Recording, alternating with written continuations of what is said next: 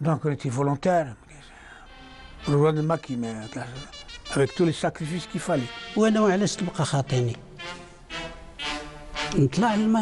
a vécu, on a aimé notre pays, on s'est battu pour que ce qu'il soit libre. Maintenant, ceux qui sont morts, nous devons honorer leur mémoire.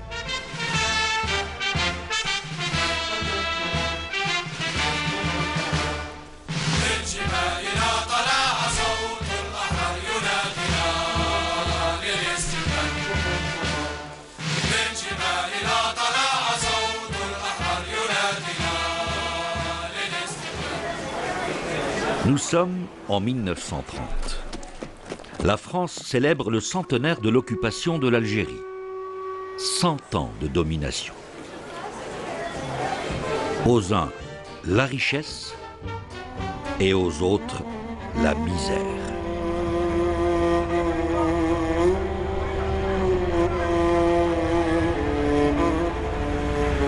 Au congrès de la Ligue contre l'impérialisme et l'oppression coloniale en février 1927, Messali El-Hadj déclare « Le peuple algérien, qui est sous domination française depuis un siècle, n'a plus rien à attendre de la bonne volonté de l'impérialisme français pour améliorer son sort.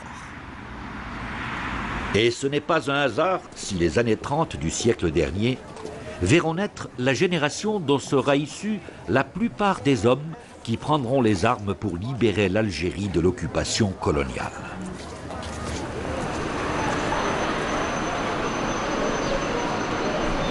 Parmi ces valeureux patriotes, j'ai choisi de rencontrer 3 personnages ayant répondu en tant qu'étudiants à l'appel de la grève illimitée lancée par l'UGMA, l'Union générale des étudiants musulmans d'Algérie, un certain 19 mai 1956. Tous les 3 finiront par rejoindre les rangs des combattants de l'ALN-FLN. Abdelalim Medjaoui, né en 1935 à Tlemcen, il prend le maquis dans la région d'Akbou, en zone 3. Zulika Bekadour, né en 1934 à Oued-Lili, près de Tiaret. Elle rejoint le réseau du FLN-ALN dans la ville d'Oran, en zone 5. Youssef Khatib, né en 1932 à Chlef. Il prend le maquis dans le massif de Temsguida près de Médéa, en zone 4. Il finira par diriger la Wilaya 4. Mais quel a été le parcours depuis l'enfance de nos 3 personnages, évoluant dans les conditions de l'époque, marquées par le sort réservé au peuple algérien colonisé?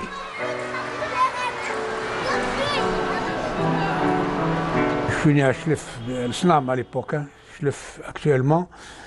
Donc j'ai fait partie de... On habitait en ville, centre-ville. Mon père était menuisier de métier. Mais à un certain moment, la profession ne rapportait plus. Donc, il est devenu fonctionnaire à la commune mixte de l'Snam.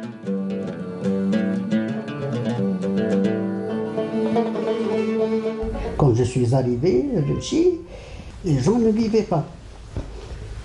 Mon père a ouvert une petite épicerie. Les gens, le soir, après avoir travaillé toute la journée, ils venaient acheter un petit verre de thé, zit, avec lequel ils peuvent manger. Un petit verre de thé. Mon père était parmi l'élite de Rumshi. Un jour, il était chez le boucher. Il voulait acheter, il y avait une chaîne, il voulait acheter un morceau de viande. Et derrière lui, une dame européenne. Ça, c'est mon morceau. Cela ne tient pas.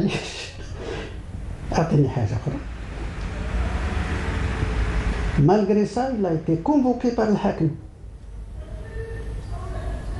قال له تزيد تعاود هذا الشيء، قال له لا درت والو، قال له تزيد تعاود هذا الشيء ننفيك.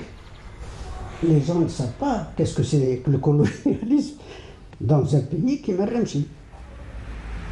D'abord, on vivait pour la plupart dans des quartiers séparés.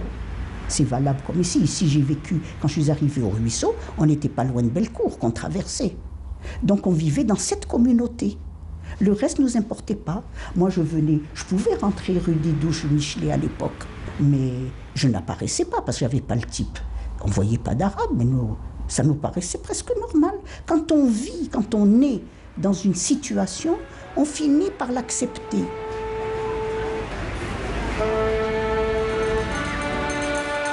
L'école est par excellence le lieu du savoir et de l'ouverture sur l'autre.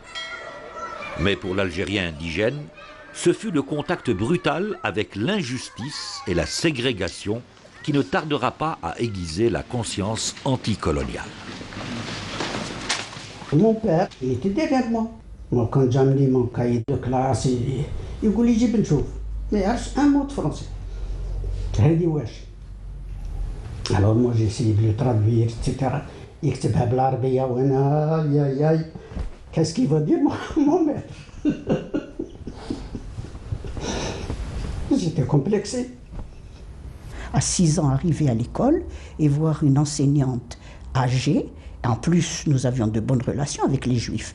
Je dis que la meilleure amie de ma mère était une Juive. Elle s'appelait Aïcha, de surcroît, un prénom arabe. Et celle-là, elle m'a mise à l'écart. Alors, comment j'ai réagi? La seule solution pour moi, c'est sans en parler à ma mère, qui était pourtant très attentive, je faisais l'école buissonnière. Personnellement, j'ai suivi le primaire, l'école. D'abord, j'ai fait l'école maternelle. Hein.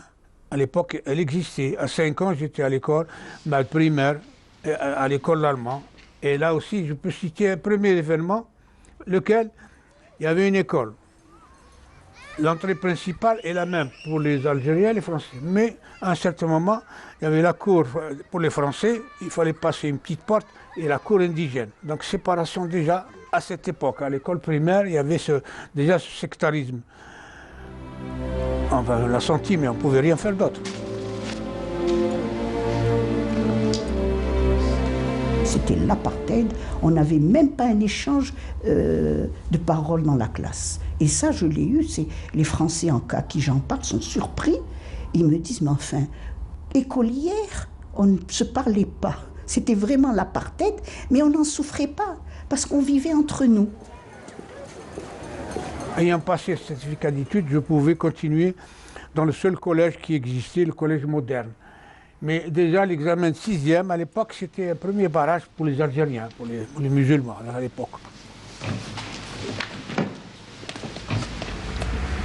C'est le directeur, il m'a fait passer le certificat, et puis mes camarades français, ils ont passé le concours de 6e pour monter au lycée, au collège de Slam. أنا ما أخبرنيش كاع. Puis mon père سمع بالليل الاخرين طلعوا يعني قال لي وانت كيفاش؟ قلت لهم ما خبرنيش راح يشوفوك. قالوا je savais pas qu'il voulait monter au lycée. J'ai échoué en juin, hein, premier bac. Mais comme en tant qu'à l'époque on était considéré comme français musulmans, à l'époque on pouvait se présenter en France.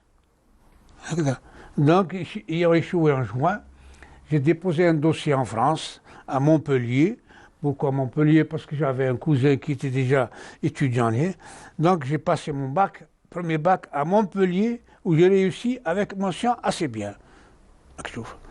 À Alger, il y avait certainement un blocage pour les Algériens, c'est connu.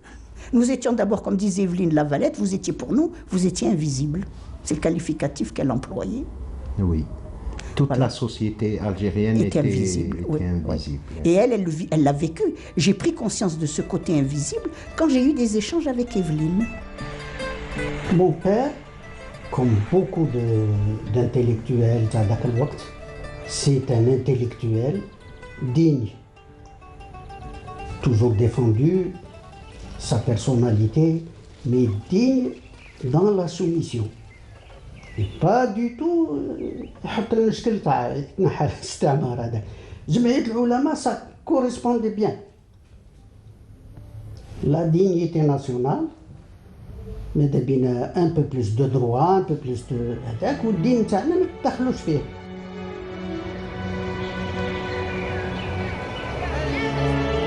Les anciens ou les vieux, il n'y avait pas de politique. Les jeunes, mon frère aîné, qui me dépassait de 32 ou 29, 4 ans, là, lui, on a fait le scoutisme. Personnellement, j'ai fait le scoutisme. À l'époque, on apprenait le civisme, la bonne action, un peu de patriotisme, les chants, voilà.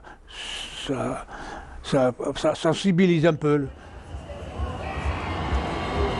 Youssef Khatib, Zulekha Bekadour et Abdelalim Medjaoui étaient encore adolescents lorsque surviennent les massacres du 8 mai 1945 qui ont fait 45 000 morts. Il a fallu que les événements arrivent. Mai 45, qui a secoué toute la population algérienne, nous a ébranlés jusqu'aux enfants. Moi, j'avais 11 ans, le 8 mai 45, et c'est là qu'on a pris conscience. La semaine noire de ce mois de mai 1945 laissera des traces indélébiles dans l'esprit des Algériens.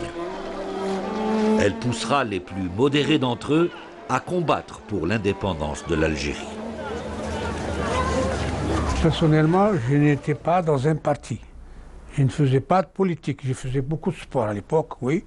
Mais j'ai été sensibilisé par certains événements. Je commence par l'année 1950. En 1950, c'était l'arrestation de tous les éléments de l'OS. Donc mon frère faisait partie de l'OS à l'Asnab. Il a été arrêté en 50. C'était la première fois que je commençais à... Pourquoi? Pour quelle raison?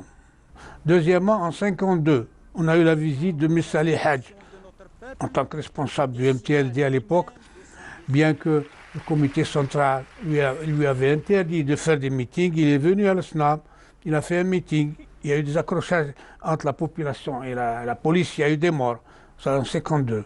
Je continue en 54, j'étais élève étudiant au lycée Bugeaud. C'était la défaite de l'armée française à Dien Bien Phu, en mai 54. Le 1er novembre 1954 est la date du déclenchement par le FLN de la lutte de libération nationale. La révolution est lancée partout sur le territoire algérien. À cette date, le FLN entre dans l'histoire. Zulekha Bekadour avait 20 ans. Alors que c'était donc le 1er novembre 54, j'étais au lycée à côté de la Croix.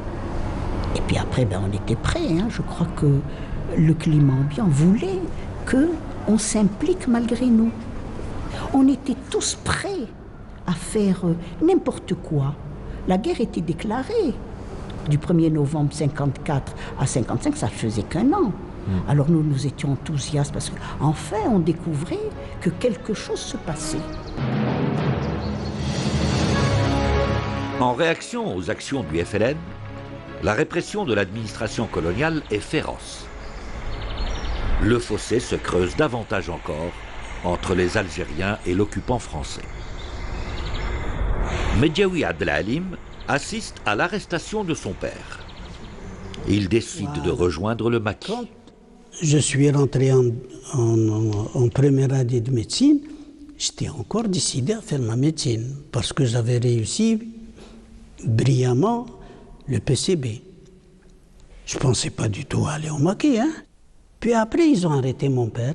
Et mon père, il n'a jamais été révolutionnaire, mesquin. J'étais désemparé. Je suis arrivé à Ndenakha, je lui ai dit, je ne fais plus d'études. Qui fais-je?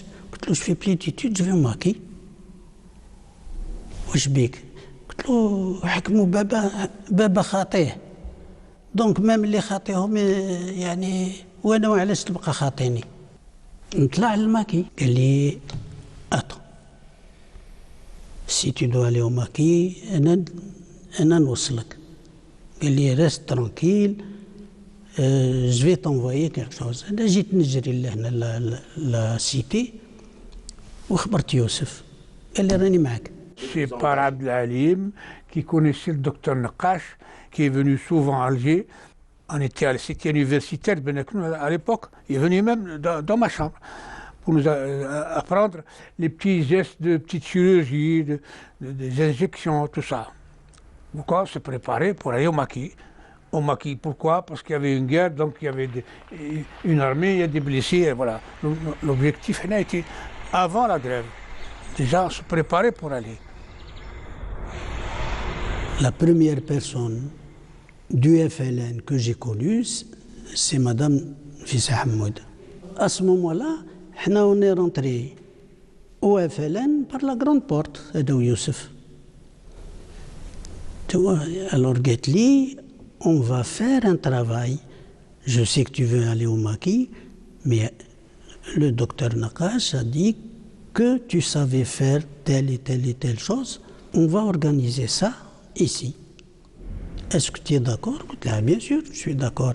À partir de l'année 55, on se préparait, on était volontaire pour le Maquis. Étant donné qu'on était étudiant en médecine, qu'on avait fait des stages un peu accélérés avec le docteur Nakash, on avait quand même une petite base de petite chirurgie. Donc on était volontaire pour rejoindre le Maquis, mais avec tous les sacrifices qu'il fallait. Donc Nakash avait convaincu Abben de faire une école de formation pour tous ces jeunes qui veulent monter au Maquis, avant même qu'il y ait la grève. Hein. Il y a beaucoup de jeunes, moi j'ai quelqu'un sous la main qui peut vous aider à faire ça. Et c'est comme ça qu'on a installé l'école, etc. Mais on ne faisait pas que ça. On ramassait les médicaments, on essayait de gagner les étudiants, nos amis. Moi, j'ai gagné des étudiants communistes, et après, on les met à la disposition. L'organisation, dire un guide, où ils disent à l'endroit où la direction a décidé qu'il y avait besoin de médecins. Suite à l'appel de Abben, avec un tract, le 1er avril 1955, où il demandait, c'était l'appel de la LN au peuple, où il expliquait l'objectif de la LN, de la révolution, que le peuple devait aider la révolution, et il s'adressait à tous les Algériens. Donc les premiers qui ont créé une association, l'UGMA, les étudiants, premier congrès à Paris, en 1955, ils ont créé l'UGMA, l'Union Générale des Étudiants. Il y a eu un problème pour le M musulman, finalement c'est l'UGMA. Mais l'UGMA, il y a eu des luttes entre étudiants algériens, et notamment les communistes qui disaient, on va appeler ça, d'ailleurs ils ont commencé à créer une section, l'association générale des étudiants, la GA, et à Paris, la GAP. Alors, Ben Yahya, Belid Abdeslam, Reda Malek, etc., ils ont dit on ne peut pas l'appeler comme ça. Il va falloir faire la différence avec les étudiants l'Ukhrin. Parce qu'ici, chez nous, on est mélangé, étudiants européens et étudiants algériens. Et qu'est-ce qui nous différencie? C'est l'islam. C'est notre culture. Ce n'est pas la religion, c'est la culture. Je raconte que quand je suis rentrée à l'université, le premier étudiant qui m'a contacté, c'est Amara Rachid. Et c'est Ben Batouche. Et c'est Ben Batouche qui est venu m'annoncer, après les élections pour la constitution du bureau, j'étais ici à la bibliothèque, je préparais un exposé, il est venu m'annoncer que j'avais été élue avec la majorité des voix. Et je me souviens du chiffre 88. Amara Rachid, qui était dans la même promotion que moi, en propé de Tiklet, il ne suivait pas les cours, il était l'agent de liaison et le conseiller d'Abben. Et je suppose que c'est Abben qui avait donné des instructions pour qu'on fasse participer les filles, pour qu'il y ait des filles au bureau. C'est comme ça que nous avons été 2 jeunes filles au bureau de l'UGMA. La deuxième, c'est Hafsa Biski. L'année 1955 est marquée par la montée en cadence des actions du FLN. Une vaste offensive menée par Ziroud Youssef dans le nord constantinois donne lieu à une répression inouïe de l'armée française. Le massacre sans distinction d'hommes, femmes et enfants fait 12 000 morts parmi la population algérienne. Dans la même année, la question algérienne est inscrite à l'ordre du jour de l'Assemblée générale des Nations unies. À ceux qui se demandent avec Les événements s'accélèrent. En mars 1956, la France vote la loi dite des pouvoirs spéciaux. Des pouvoirs de police sont transférés aux militaires. Dans la foulée, des zones interdites sont créées à travers le territoire algérien. Toutes les couches de la population algérienne sont frappées de nombreuses disparitions. Les étudiants et les lycéens ne sont pas épargnés. Il y a eu le remue-ménage de l'université, très vite, dès que la section d'Alger de l'UGMA s'est constituée. À ce moment-là, on était pris par les occupations. Oui, après, on suivait les cours. D'ailleurs, les cours étaient arrêtés. Ça a été l'année fin. Le bureau a été constitué en décembre 1955. Après, on a eu la grève du 20 janvier 1956, oui. Qui était quand même une prise de position. D'ailleurs, elle est reprise dans le tract de la grève. L'engagement des étudiants dans la Révolution est désormais total. L'appel de l'UGMA à la grève générale pour le 19 mai 1956 ne va pas tarder à être lancé. À la réunion de la section d'Alger tenue au Cercle du Progrès, juste en face, il y a un débat sur la grève, oui ou non. Il y en a qui étaient pour, d'autres contre. Mais finalement, la décision a été générale, il fallait faire grève. Il fallait faire grève. Mais il y a une étape en plus qui dit grève, dit qu'il fallait rejoindre l'ALN. Voilà le problème qui s'est posé à l'époque. Donc, en ce qui me concerne la cellule où j'étais, il n'y avait pas de problème à se préparer. Donc, juste après la grève, j'ai rejoint le maquis. Qu'est-ce qui a déterminé là? C'est la disparition de l'étudiant Hadjadj. Il était maître d'internat au lycée franco-musulman de Ben Aknoun. On apprend cette nouvelle après l'assassinat de Benzerjeb, après la Rida Hoho, après le lycéen de Bougie. Bon, tout ça arrivait tous les jours. Alors là, c'était la goutte d'eau qui faisait déborder le vase. À ce moment-là, on dit il faut qu'on prenne position. Qu'est-ce qu'on peut faire? On décide de cette réunion du 17 mai et on y va. Alors la décision du 17 mai, parallèlement à l'UGMA, il y avait la JIMA qui avait comme président d'honneur Ammar al-Rachid parce qu'il quitte les lycées, il vient à l'université, mais il est considéré, il y a Sessi Boulafa, je crois, qui était le président de cette JIMA, mais Ammar al-Rachid en est le président d'honneur. Et Ammar al-Rachid, il est très impliqué dans... C'était l'agent de liaison de Ben Ramdan. Et le conseiller, paraît-il aussi. Alors tout ça fait que, quand nous sommes arrivés, les lycéens et collégiens étaient très actifs. Ils sont arrivés massivement à la première réunion. Le 17 donc mai, la réunion est houleuse parce qu'il a été tout de suite question de grève. Certains avaient des études à faire pour entretenir des familles. Moi je suis très objective, je n'ai jamais jeté la pierre. Alors ils étaient contre la grève en la justifiant. D'autres étaient pour la grève, surtout les jeunes, je crois, on est beaucoup plus patriotiques. Ceux-là, ils partaient la fleur au fusil et ils pensaient à rien du tout. Et c'est pour ça que ça a été très très houleux.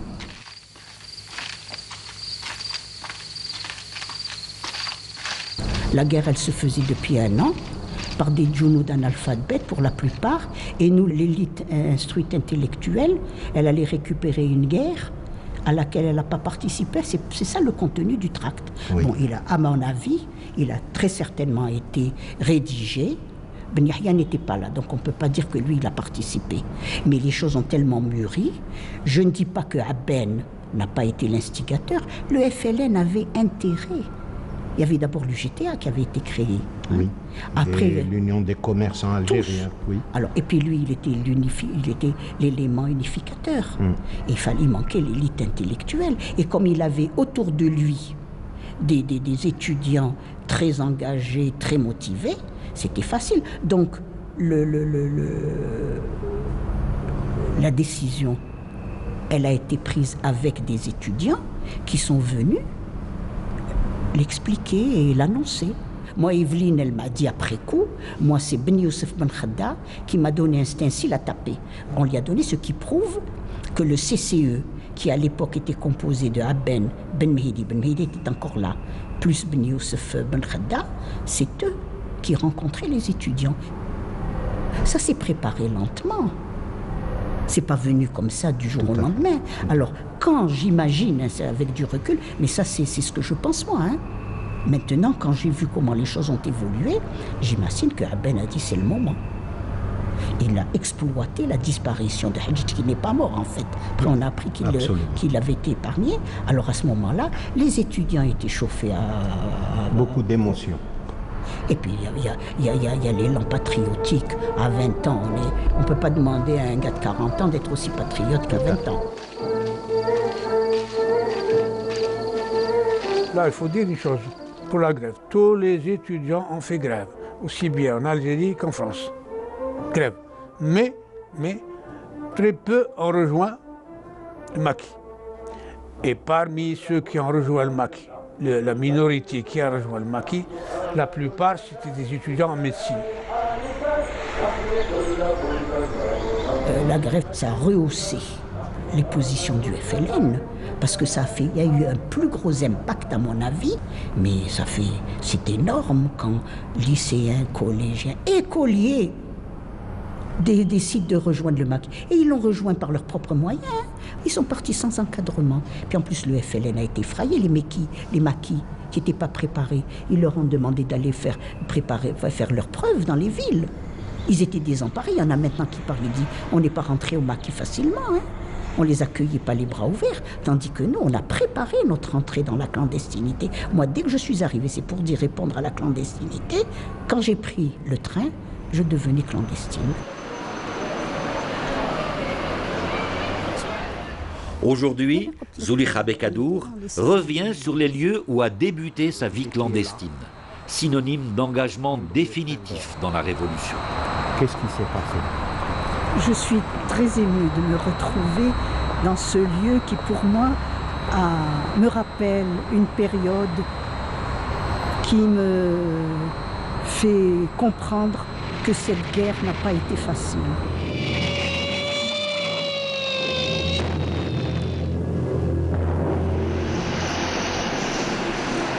Le 19 au matin, j'ai pris le train pour Oran, puisque je devais me rendre dans ce qu'on appelle maintenant la Wilaya 5 et qui était à l'époque la zone 5, dirigée par l'Arbi Ben Mehdi.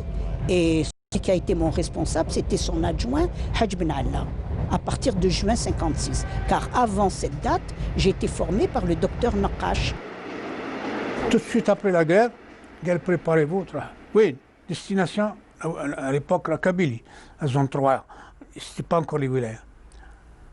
Je prépare un sac au dos avec tout le nécessaire pour la petite chirurgie, des petits instruments, le stéthoscope, des médicaments. J'ai pris mon appareil photo parce que j'aimais beaucoup la photo. Au dernier moment, dans le changement de programme, il faut aller sur le média, le maquis de média. J'ai été accueilli par le responsable, donc l'adjoint de Ben Mehdi, qui est Hadj Ben Allah. À ce moment-là, lui a prévenu ma mère pour la tranquilliser. Parce que c'était quand même, ça c'est un point important qui m'a marqué, c'est que les responsables du FLN à l'époque, c'était des hommes qui avaient constaté des filles qui quittaient leur milieu familial à 20 ans, on allait à l'aventure. Et pour nos familles encore plus. Eh bien, il a pris le soin immédiatement. Il connaissait la maman? Pas du tout. Comment il l'a connu? Ah ben il l'a connu. Ah ben c'était pas difficile. Hein. Le FLN était très bien organisé. Le FLN m'a pas expédié en Oranie comme ça. Ils avaient l'adresse de ma famille et ils savaient tout sur moi. Surtout que j'étais membre du bureau. J'étais pas une des dernières lycéennes et collégiennes.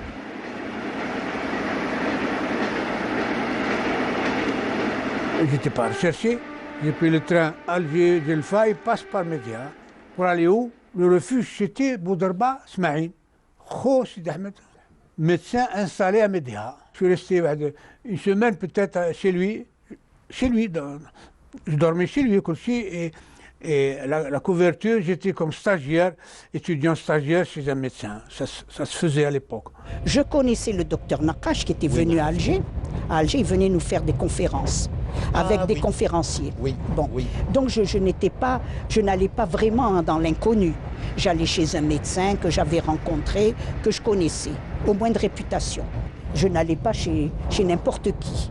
Le docteur Nakash, avant de quitter Oran, il était en contact avec Hadj Ben Allah, qui était le responsable, et j'avais une carte d'identité, une fausse carte d'identité européenne, que tout de suite le FLN m'a établie quand j'étais là-bas. Vous appeliez comment? Je m'appelais Marie Lopez. Donc j'ai rencontré le premier commissaire. On a discuté, qui fait Stlat, qui fait comment, par quels moyens, qui fait qu'est-ce que. J'ai dit que j'étais volontaire, voilà. D'ailleurs, j'ai ma carte d'identité, je vais t'agda. Il a pris. Chef, il a gardé. Moi, je vais au maquis, je n'ai pas besoin. Mais, c'est là. Mais quelques mois après, le commissaire politique, il tombe au champ d'honneur dans la région de Médéa. Ils ont trouvé la carte d'identité en détail. Je suis devenu recherché. Ils ont fait un tract. À l'époque, dans la région, c'est Flaine, ils jouaient au football, les détails. Voilà. Donc j'attendais le contact avec la Hélène, c'est-à-dire le maquis. C'est juste à côté, Temsguida. Une étape. J'attendais déjà le premier contact, c'était Mahmoud Bachen. Mahmoud Bachen qui fait partie d'une famille. Ils ont, je sais pas, une dizaine de martyrs de Médéa. Donc il m'a accompagné, une étape. On part le soir, au petit matin, on était au maquis. J'arrive au maquis. Attends, ils m'ont donné un cheval. Je ne suis jamais monté à cheval. Il fallait faire une étape de 2 heures là. J'ai souffert pour faire l'étape avec pour arriver au blessé.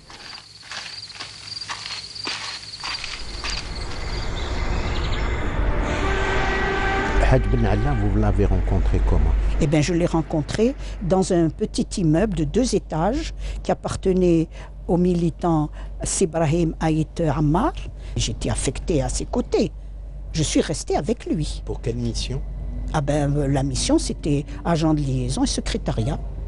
Alors, je faisais les liaisons à Oran, c'est-à-dire que lui, il ne bougeait pas, il ne sortait pas. Il était membre de l'OS et il était recherché depuis 1947. Il a fait 3 ans de prison, comme presque tous les membres de l'OS qui avaient été arrêtés. Et quand il a été libéré, en 1950, à ce moment-là, eh ben, il était engagé et il a fait partie de tous ceux qui ont déclenché le 1er novembre 1954 aux côtés de Hadj de Ben Mhidi.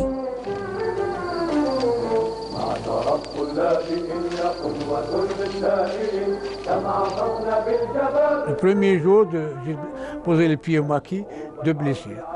Et 2 blessés, comment? Par accident. Les 2 sections se sont rencontrées avec le Farha, avec les genoux de sang. Il y a un fusil qui est parti, il a fait un accident. Donc il a blessé 2, l'un au doigt, l'autre. L'accident, le blessé au doigt, j'ai pu le réparer, c'est facile. Mais l'autre avait, je pensais que, c'est vrai, il avait une hémorragie interne. Que faire au maquis? Il n'y a pas d'anesthésie, il n'y a pas de lumière, il n'y a pas de. J'avais une lampe électrique que j'ai montée avec moi. Avec la lampe, elle dit que j'ai ici une hémorragie interne. Il faut l'évacuer en urgence sur le média. Notre objectif, c'était quoi? Soigner les moudjahidines blessés ou malades et également faire des tournées chez la population. Donc à l'époque, on avait les moyens, les médicaments. On pouvait se permettre, non seulement pour les soigner, ça faisait bien pour la Hélène, et d'autant plus pour contrecarrer la propagande des SAS qui les soignait également.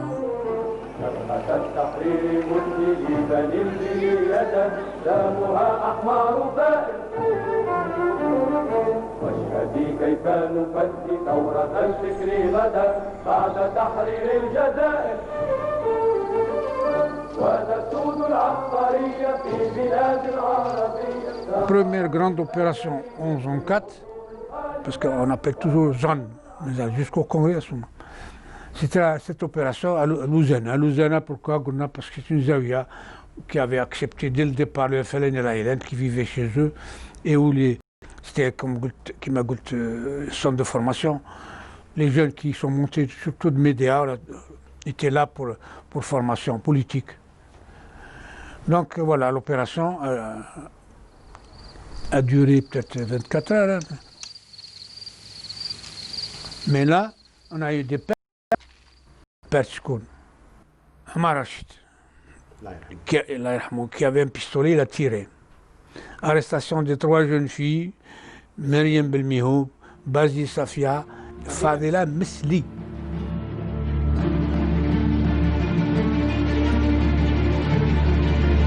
Les grands événements ayant jalonné le développement de la Révolution se précipitent. Moins de 3 mois après la grève de l'UGMA, le 19 mai 1956, le congrès de la Soumam se tient en août 1956. C'est là que sont jetées les bases du futur État de l'Algérie indépendante. L'ALN est érigée en véritable armée régulière sur l'ensemble du territoire national. En octobre de la même année, a lieu le détournement par l'armée française de l'avion des chefs historiques de la Révolution. Ahmed Ben Bella, Mohamed Khider, Houssine Ait Ahmed, Mohamed Boudiaf et avec eux, Mostafa Lashraf. Tout de suite après l'arrestation des 5, l'avion, l'arraisonnement, Oui. le CCE était inquiet. Il voulait prévenir Hadj Ben Allah parce qu'on les arrêtait avec des documents. Et on craignait que dans ces documents, on découvre certaines... Donc tout de suite, Evelyne ne pouvant pas venir personnellement, elle a chargé son amie Jacqueline, qui n'était pas militante, de venir apporter l'information qu'elle a remise à Denis Plat. Mais comme par hasard, elle a passé la nuit chez moi. Et c'est un malheureux hasard, parce que le lendemain, au moment où elle devait se lever pour prendre le train, le premier train d'Oran sur Alger, on nous a arrêtés toutes les deux. Et alors le commissaire Bordier, je me souviens de son nom, celui qui a forcé la porte, qui est arrivé, j'ai hurlé. Quand on a forcé qu'ils sont rentrés, ils s'imaginaient qu'ils allaient trouver Hadj Ben Allah et toute une armada de militants. Ils se sont trouvés devant 2 jeunes filles. Alors ça les a surpris. À ce moment-là, moi je hurlais, je criais au viol assassin. Le commissaire, alors il s'attendait, bon j'avais un type européen, il ne savait pas qui j'étais, l'autre était blonde, visiblement française, ils ne savaient pas ce qui leur arrivait. Bon, ils avaient arrêté Denise, qui aussi, elle était française, papier noir. Alors Bordier me présente sa carte d'inspecteur, un grand bonhomme, il me dit, je suis officier de police, s'il vous plaît, allez vous habiller, changez de vêtements. Alors on nous a isolés. C'est là en plus que j'ai dit à Jacqueline Orengo, j'ai dit, tu dis que nous c'était pour gagner du temps. Absolument. Mais comme personne ne savait que j'étais arrêtée, c'est comme ça que Hadj Ben Allah a été perdu, parce que personne ne lui a dit que j'étais entre les mains de la police. En janvier 1957, le FLN lance une grève générale de grande envergure. L'objectif est de montrer, à la veille d'un débat à l'ONU sur la question algérienne, que le FLN est en mesure de mobiliser pacifiquement le peuple algérien pour l'indépendance. Le mouvement rentrera dans l'histoire sous la dénomination « la grève des 8 jours ».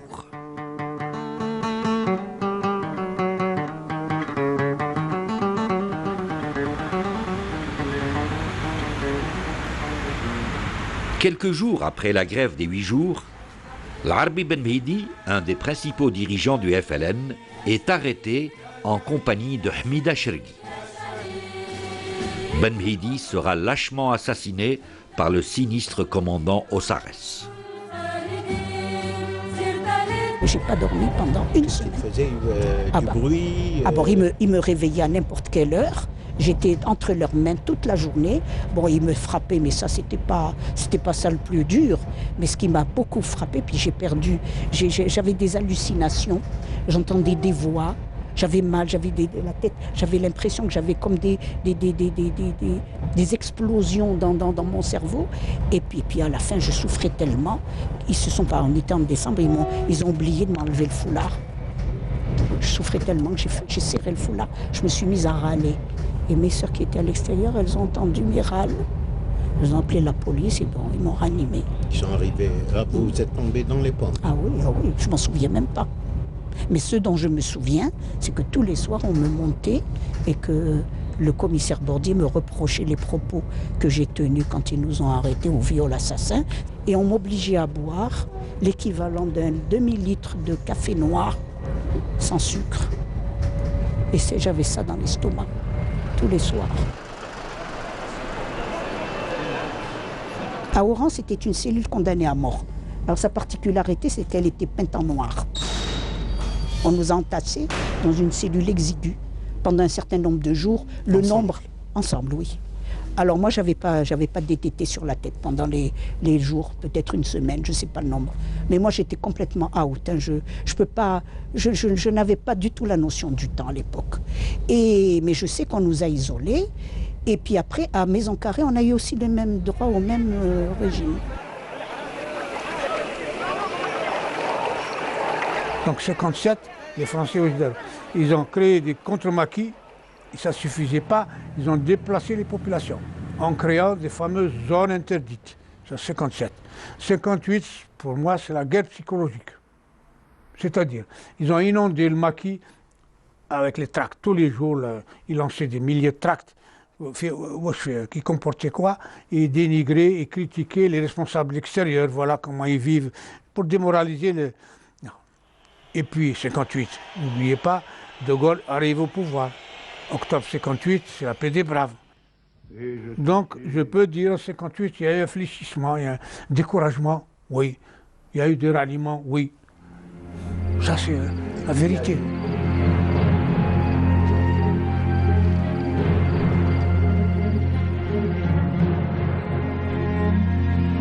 La bleuite a commencé en 58, à Oulia 3. Et à Miroche, justement, à la réunion des colonels, c'est là, il a informé tous les chefs de wilaya qu'il y avait noyautage et que ça existait partout, surtout à Oulia 4. Gallo Si Mohamed Kima. Les Français, ils étaient forts dans ce domaine, noyautage. Ils l'avaient déjà effectué en Indochine, c'est connu. Après ce qu'a dit Amirouche, après ce qu'on a entendu, ça, les témoignages, hein, et avec preuve à l'appui. Et même il reconnaît, tel jour, c'est moi qui dénonçais la compagnie. L'objectif, c'était d'affaiblir la Hélène. Il fallait qu'elle accepte la paix des braves. Il y a eu torture, oui, mais il ne peut pas mentir jusqu'au point de... Maintenant, c'est la propagande des Français qu'ils ont liquidé les étudiants. Il y avait peut-être des jeunes, mais il y avait d'autres. Quand on a découvert l'organisation, il y a eu le plan Charles. Ils ont fait l'offensive pour ne pas laisser faire les enquêtes tranquillement. Là. Beaucoup sont morts par les Français. Le bombardement, on a fait les opérations. Fini. Les opérations militaires du général Chal, tel un rouleau compresseur, exercent une pression insoutenable sur les maquis. L'acheminement des armes à partir de l'extérieur se raréfie. Coup sur coup, l'ALN perd 3 de ses colonels responsables de wilaya historiques. Amirouche de la wilaya 3 et Silhawes de la wilaya 6. Le colonel Bougara, chef de la wilaya 4, tombe en martyr à son tour au mois de mai 1959. Bougara, ça a été un grand homme, un grand révolutionnaire, des qualités. La wilaya 4 a reçu beaucoup de jeunes. Desquels? Ceux qui ont fait grève après la grève des étudiants, ceux qui ont rejoint après la grève des 8 jours, le 28 janvier 1957. Et également tous les jeunes des maquis qui étaient des montagnes qui étaient volontaires. Donc la wilaya 4 s'est retrouvée avec un grand nombre de jeunes. Et jeunes par rapport à l'âge. Deuxièmement, c'est des jeunes lycéens ou de ce niveau, sans aucune formation. Et là, le génie de Si Mohamed, il a compris que ces jeunes, une fois formés, ce sera les futurs cadres de la révolution. Et c'est ce qui s'est passé. Les jeunes arrivés, l'école de cadre, pour nous, c'était les unités de combat. Le commando ou le katiba, ce qu'on appelait katiba. Le jeune, il rentre là, il est formé militairement, parce que c'est une unité de combat, et politiquement, pourquoi? Parce qu'il y avait, dans chaque unité, il y avait un commissaire politique. Donc pour nous, le commando ou le katiba était considéré comme école de cadre. Et c'est ce qui s'est passé. Ces jeunes, ils ont été formés sur le terrain. La révolution leur a fait confiance. Ils ont été à la hauteur face à l'armada, les responsables de l'armée française, les généraux, etc. Ils ont été à la hauteur. Malheureusement, en Goulo, la majorité sont morts au combat.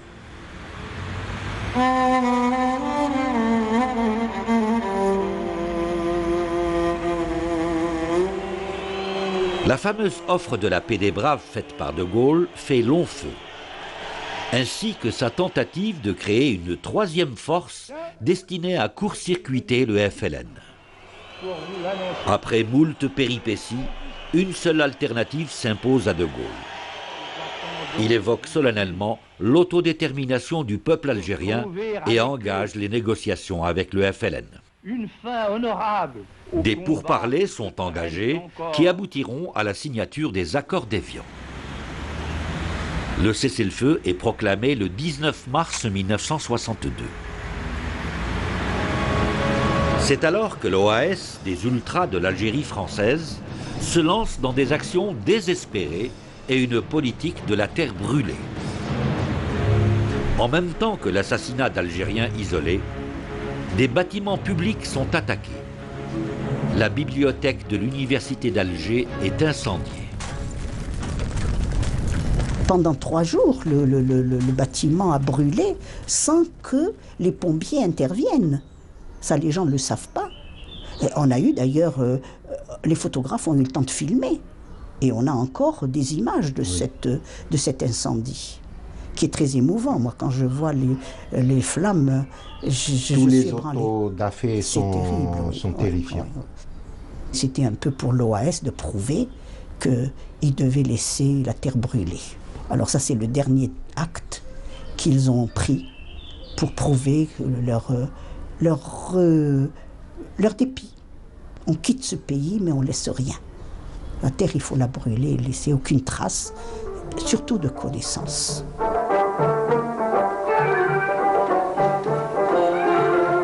Le 5 juillet 1962, le gouvernement provisoire de la République algérienne proclame l'indépendance du pays. 132 ans, jour pour jour, après le débarquement de l'armée coloniale française sur les côtes algéroises. On n'a jamais d'autres ambitions. À chaque fois, on a fait que notre devoir. Et j'ai donné le meilleur exemple. Jusqu'au mois d'août, il y avait des accrochages entre nous, l'armée des frontières. À la fin de l'année, j'étais à l'université également. J'ai fait mon devoir. Maintenant, je veux être médecin. Je commençais par donner l'exemple.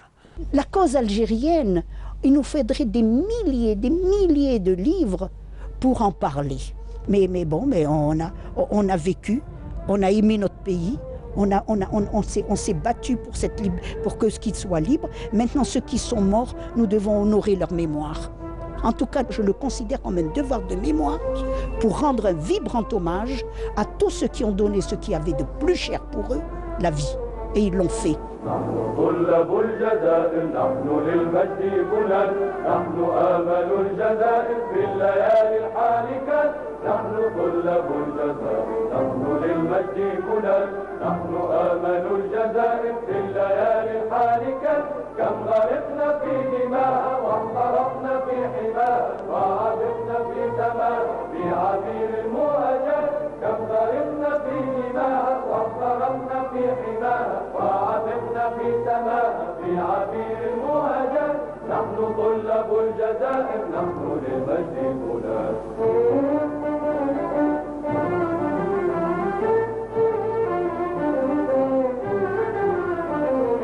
فخذوا الأرواح منا واجعلوها لابنا واصنعوا منها الجزائر وخذوا الأفكار عنا واعصروا منها الحياة وابعثوا منها الجزائر نحن من لبى نداء حينما اشتد بلاء واتبعنا للفداء والمنايا